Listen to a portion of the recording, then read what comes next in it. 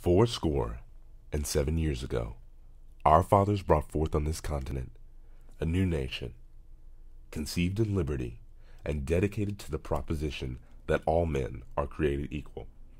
Now we are engaged in a great civil war, testing whether that nation or any nation so conceived and so dedicated can long endure. We are met on a great battlefield of that war.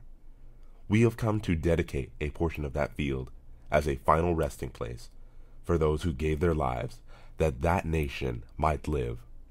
It is altogether fitting and proper that we should do this. But in a larger sense, we cannot dedicate, we cannot consecrate, we cannot hallow this ground. The brave men living and dead who struggled here have consecrated it, far above our poor power to add or detract. The world will little note nor long remember what we say here, but it can never forget what they did here. It is for us, the living, rather to be dedicated here to the unfinished work which they who fought here have thus far so nobly advanced.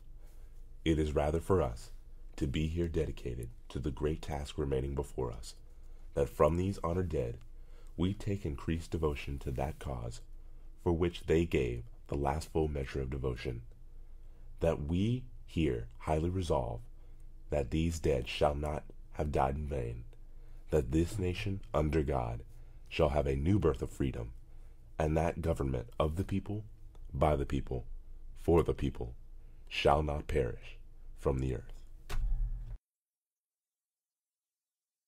Egypt has always been a land of mystery and magic, a land different from all others, difficult to understand, apart and alien, yet strangely fascinating.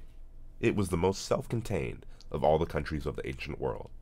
It lived its own life, practiced its own religion, and made up its own government with hardly any outside interference, either from or upon other civilizations.